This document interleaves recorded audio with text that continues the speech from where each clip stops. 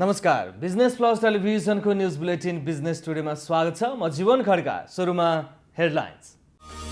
प्रधानमन्त्री केपी शर्मा ओलीद्वारा उद्घाटन गरिएका आयोजना उद्घाटनमै सीमित।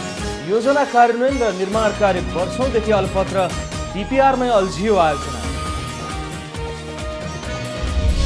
संघीय संसदका सांसदहरूलाई कोरोना भाइरस विरुद्धको खोप दिइने राष्ट्रिय सभा, प्रतिनिधि सभा, सांसद तथा संसद सचिवालयका कर्मचारी गरी 1500 जनाको सूची तयार।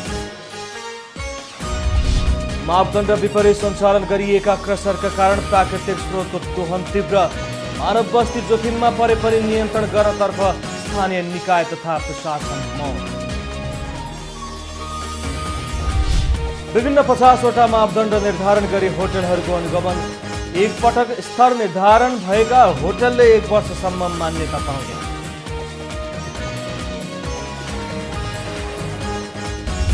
र सोमबार दोहोरो अङ्कले बढ्यो नेप्से सूचक। 40.64 अङ्कले बढेर 2515.03 अङ्कमा कारोबार।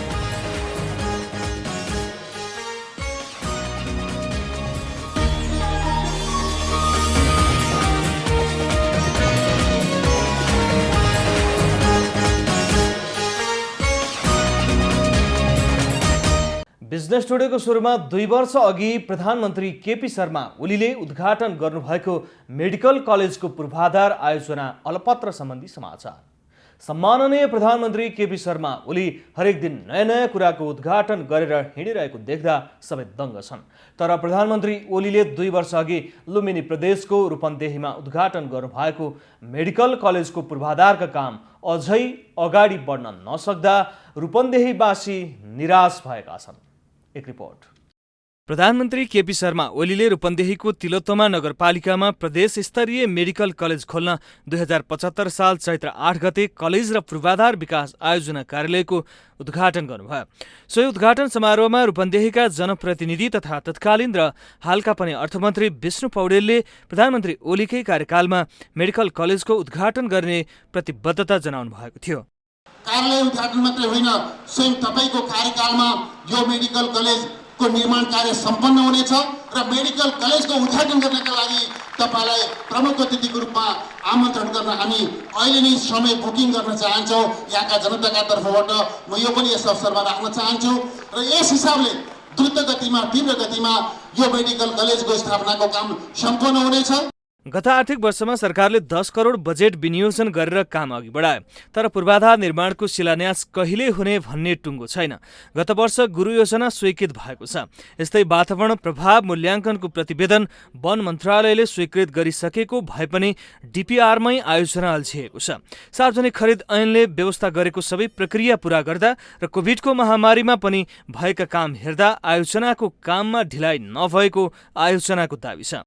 यो चाहिँ खास गरी चाहिँ 2075 साल चैत्र 8 गते सम्माननीय प्रधानमन्त्री केपी शर्मा ओलीज्यूले यो कार्यालयको उद्घाटन गरेर आयोजनाको शुभारम्भ भएपछि हामीले यो काम औपचारिक रूपले सुरुवात गरेका हौँ र त्यो सुरुवात भएको आउने 2 वर्ष चैत्र 8 गते भनौँ न 77 सालको चैत्र 8 गते 2 वर्ष पुग्दैछ। यो बिचमा हामीले 2-3टा कामहरू, महत्त्वपूर्ण कामहरू, जो प्रारम्भिक प्रोसेसका कामहरू छन्, ती प्रोसेसका कामहरू नगरिकन मेडिकल कलेजको पूर्वाधार निर्माणमा अगाडि बढ्न सकिन्न। ती कामहरू हामीले कम्प्लिट गरेका छौँ। पूर्वाधार निर्माणका लागि तिलोत्तमा नगरपालिका स्थित कहरिया सामुदायिक वन र शङ्करनगर सामुदायिक वनको 200 बिघा जग्गा कलेजले लिइसकेको छ, जहाँ 1000 शय्याको अस्पताल बन्नेछ। आवासीय चिकित्सकदेखि कर्मचारीका छोराछोरीले अध्ययन गर्न विद्यालय, चिल्ड्रेन पार्क, बगैँचा, स्विमिङ पुल लगायतका संरचना समेत बनाउने योजना छ। झन्डै 2 वर्ष पछाडि आयोजनाको डिपिआर गर्न केड कन्सल्टेन्सी प्राली काठमाडौँ छनौट भएको छ। डिपिआर गर्ने कम्पनीले डिपिआर पूरा गर्न 10 महिनाको समय मागेको छ। आयोजनाको शिलान्यासमा जति हतार हुन्छ, यस्ता ठूला आयोजना निर्माणको गति भने निकै कमजोर हुने गरेको छ। मेडिकल कलेजले लुम्बिनी प्रदेशवासीलाई सुविधा दिनेछ, तर अहिलेसम्म पूर्वाधार निर्माणको सुरसार नै नभएपछि आयोजना कहिले पूरा होला भन्ने प्रश्न गर्न थालेका छन्। रूपन्देहीबाट सहकर्मी विमल छेत्रीको सहयोगमा जिल्ला ब्युरोको रिपोर्ट। सरकारले कोरोना भाइरस विरुद्धको दोस्रो चरणको पहिलो खोप सङ्घीय संसदका सांसदहरूलाई दिने निर्णय गरेको छ। आगामी 23 गतेदेखि 55 वर्ष माथिका ज्येष्ठ नागरिकलाई खोप दिने तालिका भए पनि सांसदहरूलाई भने 19 गतेदेखि नै खोप दिइने भएको हो। 19 गतेदेखि खोप लगाउनेमा राष्ट्रिय सभा र प्रतिनिधि सभा सदस्य तथा संसद सचिवालयका कर्मचारी र मर्यादा पालक गरी जम्मा 1500 जनाको सूची तयार पारिएको छ। उनीहरूलाई काठमाडौँको सिभिल हस्पिटलबाट 3 दिनभित्रमा खोप दिइसक्ने स्वास्थ्य तथा जनसङ्ख्या मन्त्रालयले जनाएको छ। काभ्रे पलाञ्चोक जिल्लाको विभिन्न ठाउँमा अनाधिकृत रूपमा सञ्चालनमा ल्याइएको क्रसरका कारण बस्तीहरू जोखिममा परिरहेका छन्। मापदण्ड विपरीत सञ्चालन गरिएका क्रसरका कारण प्राकृतिक स्रोतको तीव्र दोहन हुनका साथै मानव बस्ती जोखिममा परे पनि नियन्त्रण गर्नतर्फ स्थानीय निकाय तथा प्रशासन मौन देखिएको छ। एक रिपोर्ट। काभ्रे पलाञ्चोक जिल्लाका विभिन्न ठाउँमा नियम विपरीत सञ्चालन गरिएको क्रसरका कारण सिङ्गो बस्ती नै जोखिममा परेको छ। सरकारद्वारा तोकिएको मापदण्डलाई वास्तै नगरी सञ्चालन गरेको काभ्रेको बेथान्चोक गाउँपालिका 4 स्थित चलान गणेशस्थान र एसएस रोडाढुङ्गा उद्योगका कारण स्थानीय शास्ति खेप्न बाध्य भएका हुन्। नजिकै रहेको रोडाढुङ्गा खानी र दैनिक 100 भन्दा बढी टिफर ओहोर दोहोर गर्दा प्रदूषण बढ्नुको साथै सडकको अवस्था नाजुक बनेको छ।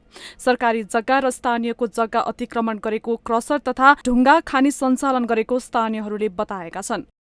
के भन्छ लकडाउनले गर्दा अनि के भनेर अनि अहिले चाहिँ राति चलाउँछ। बिहान 4, 5, 6 बजे राति 10, 11, 12, 1, 2, 3 जति बेला नै आउँछ। अनि कसैले ट्वाइटाइ पनि हर्न बजाउँछ।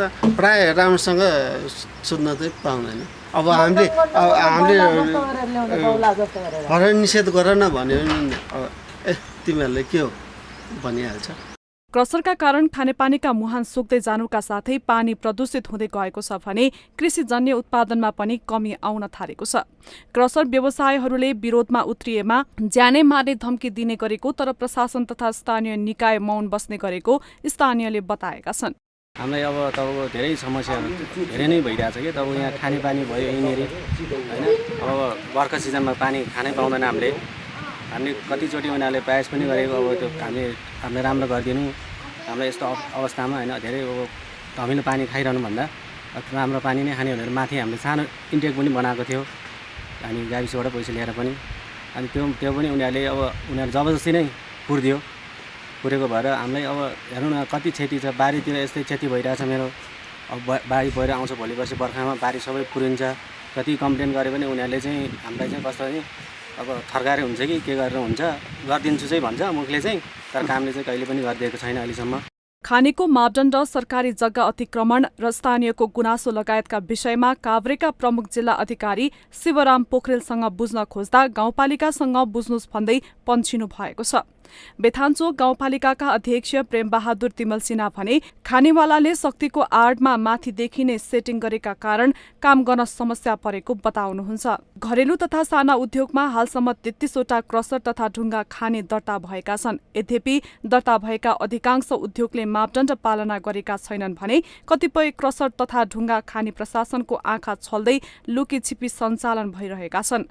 जिल्ला समन्वय समिति अन्तर्गतको अनुगमन समितिले बेला बेलामा अनुगमन गर्ने गरेको भए पनि कुनै निकास दिन सकेको छैन। काभ्रे पलाञ्चोकबाट सहकर्मी रविन्द्र गौतमको सहयोगमा जिल्ला ब्युरोको रिपोर्ट।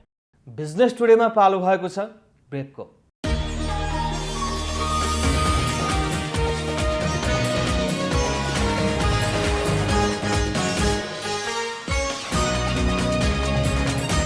बिजनेस टुडेमा पुनः स्वागत छ। अब बाँकी समाचार। खाद्य प्रविधि तथा गुण नियन्त्रण डिभिजन कार्यालय इनरुवाले होटलको अनुगमन सुरु गरेको छ।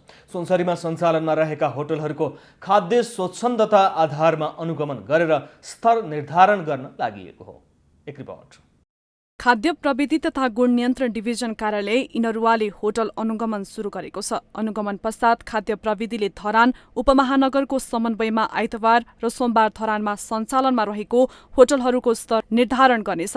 विभिन्न 50वटा मापदण्ड निर्धारण गरी हरेक मापदण्डका लागि 2 नम्बर प्रदान गर्दै होटलहरूलाई 4 वर्गमा विभाजन गरिएको छ। पहिलो अर्थात् क वर्गमा अति उत्तम, ख वर्गमा उत्तम, ग वर्गमा सन्तोषजनक र घ वर्गमा सामान्य तथा सुधार गर्नुपर्ने होटलहरूलाई राखिएको खाद्य प्रविधि तथा गुण नियन्त्रण डिभिजन कार्यालय इनरुवाका प्रमुख काशीनाथ घिमिरेले जानकारी दिनुभयो।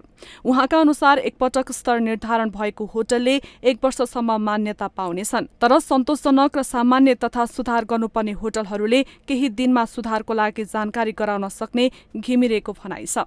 उहाँहरूको भान्साको सरसफाइको कुराहरू मुख्य रहने हुन्छ। त्यसै गरी खाने ठाउँको सरसफाइ र भान्सामा प्रयोग हुने कच्चा सामग्री, प्रशोधित सामग्रीहरूको चाहिँ मेद गुद्रेको छ कि छैन, त्यो कुराहरूको मुख्य रूपमा चाहिँ हामी मूल्याङ्कन गर्दछौँ। त्यसै गरी उहाँहरूको व्यक्तिगत कामदारहरूको व्यक्तिगत सरसफाइ र बाथरुमहरूको सरसफाइ, यी समग्र स्वच्छताको हिसाबले चाहिँ मूल्याङ्कन गरेर चाहिँ उहाँहरूलाई चाहिँ प्रमाणितकरण गर्ने र उपभोक्ताहरूलाई चाहिँ आश्वस्त हुने अवस्था, त्यो स्टिकर हामी स्टिकर दिन्छौँ, स्टिकर हेरेर चाहिँ आश्वस्त हुने अवस्था चाहिँ यो कार्यक्रमले गर्ने। आन्तरिक तथा बाह्य पर्यटकहरूको आकर्षण गन्तव्यका रूपमा रहेको धरानमा होटल तथा पर्यटक क्षेत्रको विकास र प्रवर्धनका लागि धरान उपमहानगरले पनि सहयोग गरिरहेको छ। होटल सञ्चालक तथा कर्मचारीलाई तालिमको व्यवस्थासँगै आवश्यक सहजीकरण गर्दै आएको धरान उपमहानगरकी उपप्रमुख मन्जु भण्डारीले बताउनुभयो। आन्तरिक पर्यटनलाई प्रवर्धन गर्नका लागि पनि धरानभित्र रहेका होटलहरूको चाहिँ स्वच्छताको अवस्था कसो छ र यसको लगानी प्रवर्धनका लागि र यसको व्यवस्थापनका लागि पनि यो अनुगमनको कार्य प्रभावकारी बनाइयो भने चाहिँ अझ पर्यटकहरूका लागि यो सजिलो र स्वच्छ खानेकुरा खान पाइने ठाउँ, राम्रो ठाउँ, पर्यटकीय सुन्दर ठाउँ भनेर चाहिँ जुन प्रचार छ त्यो प्रचारलाई कायम गर्नको लागि पनि यो हामीले कामहरू गरिरहेका छौँ। सरकारी निकायबाट भएको अनुगमनको होटल व्यवसायीहरूले पनि सकारात्मक रूपमा लिएका छन्। अनुगमन होटल सञ्चालक र ग्राहकको हितमा रहेको व्यवसायी बताउँछन्। उहाँहरूले गरिराख्यो भने कहीँ कतै हामीलाई त्यस्तो मिस्टेकहरू भइरहेको छ, कतैबाट भने गेस्ट सेटिस्फ्याक्सन्स मच मतलब हस्पिटालिटी सेक्टरको हो नि त होइन। अनि समटाइम्स यस्तो हुन्छ हामीले कुनै कुरा थाहा नपाएका पनि हुन्छौँ जसको लागि गेस्टलाई पनि एफेक्ट परिरहेको हुन्छ। यस्तो अनुगमन हुँदाखेरि हामीलाई चाहिँ एउटा आफ्नो मतलब टिमलाई पनि एउटा मोटिभेसन्स फ्याक्टर हुन्छ नि। तपाईँको जति गेस्टहरू आइराख्नु भएको छ जसको लागि हामीले होटल सञ्चालन गरेको छौँ त्यसलाई पनि एउटा ठुलो नै इन्सपिरेसन र मोटिभेसनको पार्टमा लिएर जान्छ। नेपालकै पर्यटकीय गन्तव्यको रूपमा रहेको भेडेटारको ट्रान्जिट पोइन्टको रूपमा रहेको धरानमा आधुनिक तथा परम्परागत होटलहरू सञ्चालनमा रहेका छन्। आन्तरिक तथा बाह्य पर्यटकहरूको बाक्लो उपस्थिति हुने यो ठाउँमा होटलहरूको स्वच्छता कति छ भनेर सरकारी निकायले अनुगमन गर्नु प्रशंसाजनक काम हो। तर वर्ष दिनमा एकपटक मात्रै अनुगमन नभई समय समयमा अनुगमन हुने हो भने यसले उपभोक्ताको अधिकार सुनिश्चित गर्न सहयोग पुग्नेछ। सुनसरीबाट सहकर्मी विनोद आचार्यको सहयोगमा जिल्ला ब्युरोको रिपोर्ट। प्रहरीले भारतबाट तस्करी गरी ल्याउँदै गरेको अवैध चल्ला नष्ट गरेको छ। पर्सा जिल्ला प्रहरी कार्यालयबाट खटिएको टोलीले शनिबार बिहान वीरगञ्ज महानगरपालिका वडा नम्बर 27 रामपुर नहरमा अवैध चल्ला नष्ट गरेको हो।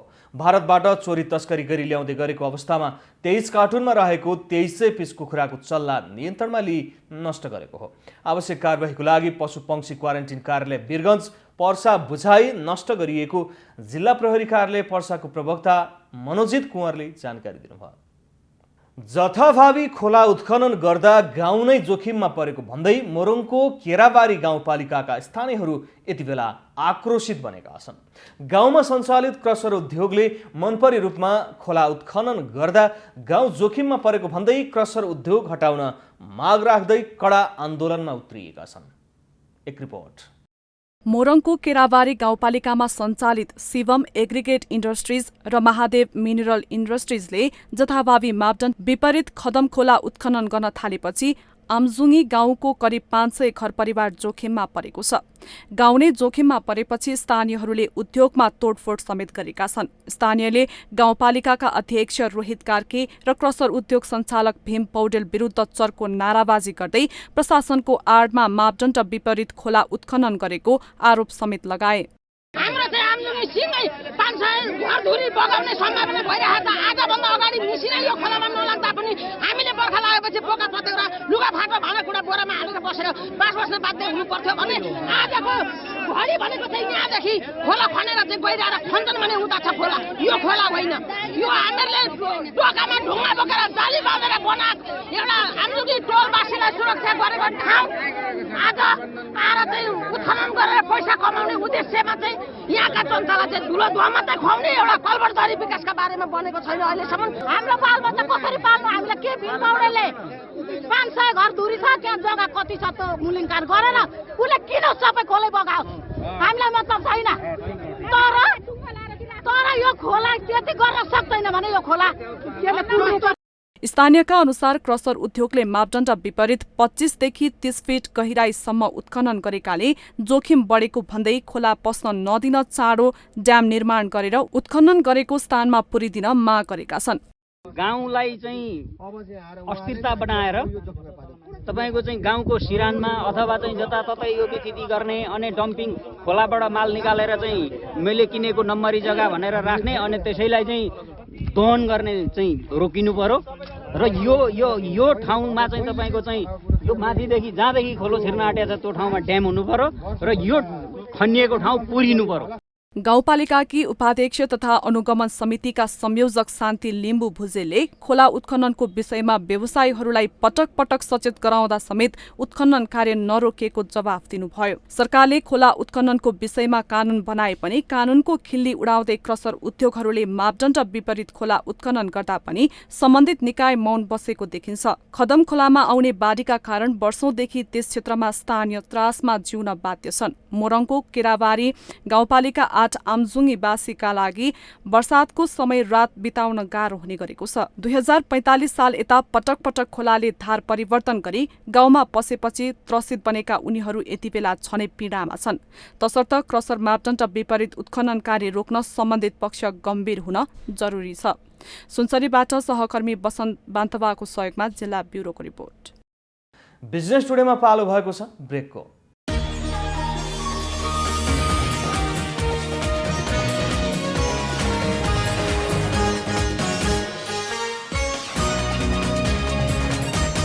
बिजनेस टुडेमा पुनः स्वागत छ। अब बाँकी समाचार। बाँके कोहलपुरका भूमिहीन तथा सुकुम्बासीहरू आन्दोलनमा उत्रेका छन्। भूमिहीन तथा सुकुम्बासी सङ्घर्ष समिति कोहलपुरले आन्दोलनका नेतृत्वमा उनीहरू आन्दोलनमा उत्रिएका हुन्। आन्दोलनका क्रममा आज वडा नम्बर 11 को कार्यालयमा उनीहरूले ताला लगाउनका साथै कामकाज ठप्प पारेका छन्।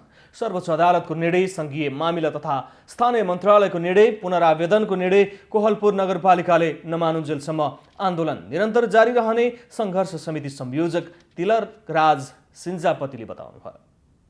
हामीले बसेर दर्ता नगर्नुको कारण भनेर हामीले चाहिँ नगरिएको भनेर पुनरावेदन अदालतमा हामीले नेपालगञ्जमा निवेदन दिएका थियौँ। त्यो निवेदनमा पुनरावेदन अदालतले बसेर व्यक्तिगत घटना दर्ता गरिदिनु भनेर एउटा निर्देशन आदेश परमादेश जारी गरेको थियो कोहलपुर नगरपालिकाको नाममा। त्यो पनि कोहलपुर नगरपालिकाले बसेर दर्ता गरिदिएन। नगर्नको कारण तुलाएर कोहलपुर नगरपालिकाले सर्वोच्चमा आफ्नो प्रतिवाद गरेको थियो, त्यहाँ चाहिँ निवेदन गरेको थियो हामी गर्दैनौँ भनेर। कोहलपुर सर्वोच्च अदालतले पनि यो बसाइसराई दर्ता गरिदिनु भनेर यो पुनरावेदन अदालत नेपालगञ्जको निर्देशनलाई आदेशलाई सदर गरिदियो। स्थानीय तहले लागत सङ्कलनमा भूमिहीन र सुकुम्बासीहरूलाई सहभागी नगराएको भन्दै शान्तिपूर्ण आन्दोलन गर्दै आएका छन्। साताको दोस्रो दिन सोमबार सुन चाँदीको भाउ बढेको छ। साताको पहिलो दिन आइतबार 500 ले घटेको सुनको भाउ सोमबार तोलामा 400 ले बढेको नेपाल सुन चाँदी व्यवसायी महासङ्घले जनाएको छ। नेपाल सुन चाँदी व्यवसायी महासङ्घका अनुसार आज छापावाल सुनको मूल्य प्रति तोला 88,700 मा कारोबार भइरहेको छ। यसअघि आइतबार छापावाल सुन तोलाको 88,300 मा कारोबार भएको थियो। यस्तै सोमबार तेजाबी सुनको मूल्य प्रति तोला 88,280 रुपियाँ रहेको छ। यसैगरी आज पनि तोलामा चाँदी 5 रुपियाँले बढेर प्रति तोला 1330 मा कारोबार भइरहेको महासङ्घले जनाएको छ। केही समयदेखि घट्दै गएको शेयर बजार सोमबार भने बढेको छ। गत हप्ता कारोबारको अन्तिम दिन र यो हप्ताको कारोबारको पहिलो दिन लगातार उच्च अङ्कले घटेको शेयर बजारमा सोमबार भने दोहोरो अङ्कले वृद्धि भएको छ। सोमबार नेप्से परिसूचक 40.64 अङ्कले बढेर 2515.03 अङ्कमा पुगेर बन्द भएको छ। यसैगरी सेन्सिटिभ इन्डेक्स 6.47 अङ्क, फ्लोट इन्डेक्स 2.84 अङ्क र सेन्सिटिभ फ्लोट इन्डेक्समा 2.15 अङ्कको वृद्धि भएको छ। सोमबार कारोबारमा आएका 13 वटै उपसमूहका परिसूचकहरू बढेका छन्। नेप्सी उकालो लागे पनि कारोबार रकम भने घटेको छ। सोमबार 1,18,38,000 किता शेयर 5,69,23,00,000 रुपैयाँमा कारोबार भएको हो।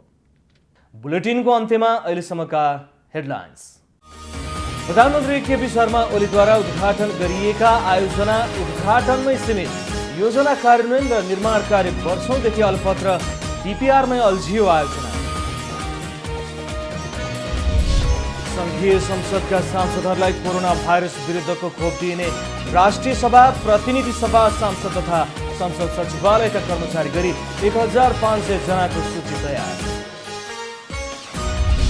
मापदण्ड विपरीत सञ्चालन गरिएका क्रसरका कारण प्राकृतिक स्रोतको दोहन तीव्र, मानव बस्ती जोखिममा परे पनि नियन्त्रण गर्नतर्फ स्थानीय निकाय तथा प्रशासन मौन। विभिन्न 50वटा मापदण्ड निर्धारण गरी होटलहरूको अनुगमन, एक पटक स्तर निर्धारण भएका होटलले 1 वर्षसम्म मान्यता पाउने।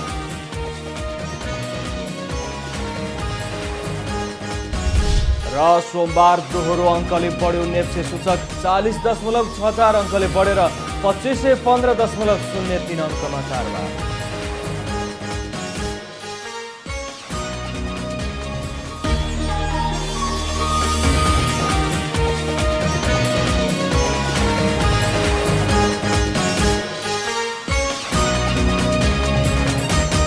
बिजनेस टुडे अहिलेलाई यति नै। हेर्दै रहनुहोला बिजनेस प्लस टेलिभिजन।